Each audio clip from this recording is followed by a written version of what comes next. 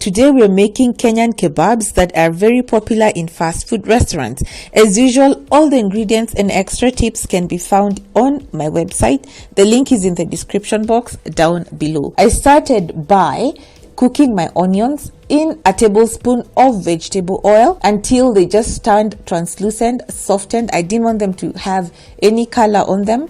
And then I added my ginger and garlic that I cooked off for about a minute, just so that they would release that fragrance and aroma that is just so unique to them. And then finally I added my curry powder, which I cooked off for about a minute to get rid of the raw taste and aroma. Remember, at this point you can add any spices or any herbs that you would prefer to have in your kebab. Do not be restricted by what I have used in my recipe here. So that was the end of the first round of my preparation. So now let me show you the other ingredients that I used. Minced beef, a bunch of dhania or coriander leaves, and 2 eggs that I had beaten very lightly. So now let's prepare the kebabs. So to the mincemeat I added just enough salt to taste and the dhania leaves, followed by freshly cracked black pepper and the mixture that I cooked earlier. And then I used my hands to mix and make sure that everything was evenly distributed. You can use a wooden spoon if you do not want to touch the mixture. And then I proceeded to divide my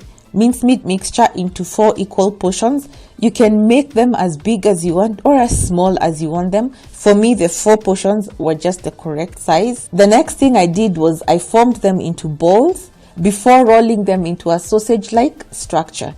As you can see, as I'm rolling out my kebabs into this sausage-like structure, I'm not really compressing them that hard. Now, if you want your kebabs to turn out compact, like the ones that you find in the fast food restaurants, you can add breadcrumbs. You can also add vegetables like cabbages. I mean, it's really up to you. You're going to see the results at the end of the video once I cut into the kebab, and you see exactly what I mean with this. The next step is to roll your kebabs in flour and coat them lightly. Make sure they are coated on all sides, and then dip them into the beaten eggs. Remember, I've not added anything to these eggs. It's just eggs. There's no milk, there's no water to these eggs.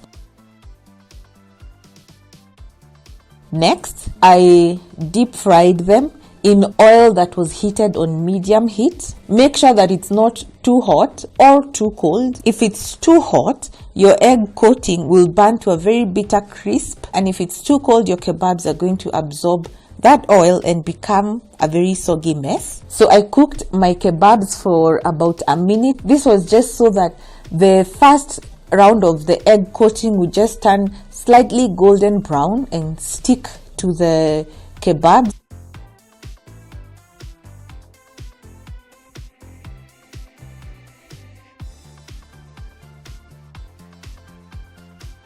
As you can see, the kebabs don't look that appealing at this point, but trust you me, they're going to look better as we go on.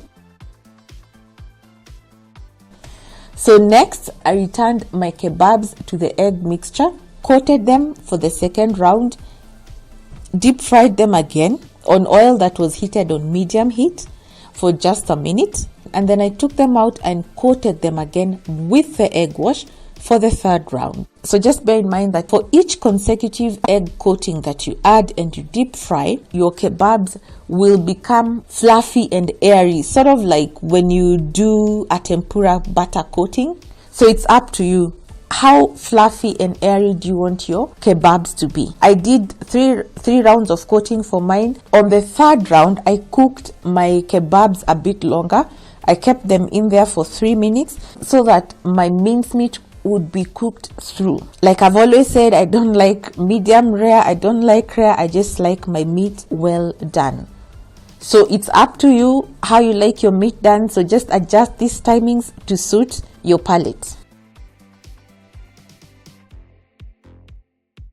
So at the end of it, this is how my kebabs looked. You see how fluffy they are?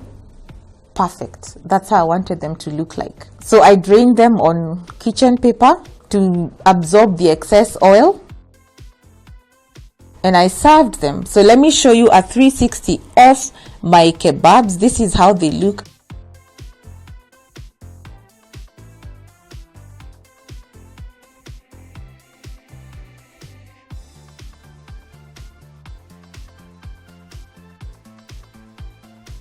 and let me show you how they looked on the inside. Remember, as the video was starting, I told you that I don't like my kebabs being very compact.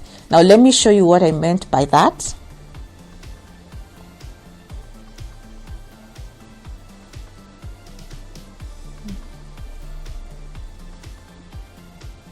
You can see the mincemeat is not exactly falling apart, but it's not compact either, because when they're compact I find them to be hard. And as you can see, they also didn't dry up. They're still juicy on the inside, so I was happy with my results. So you might be wondering, what do Kenyans accompany their kebabs with? In the fast food restaurants, the most popular choices are either regular fries, Kenyan masala chips, or the bajia. Some people even decide to just have the kebabs on their own with a drink to wash them down. And please make sure that you click on the links that I've provided so that you can learn how we make our Kenyan bajias or the masala chips. And on that note, ladies and gentlemen, thank you so much for watching this video up till the end. Please rate it, share it with your friends, and subscribe for even more recipes. Until next time, join me on Jikonimagic. Goodbye.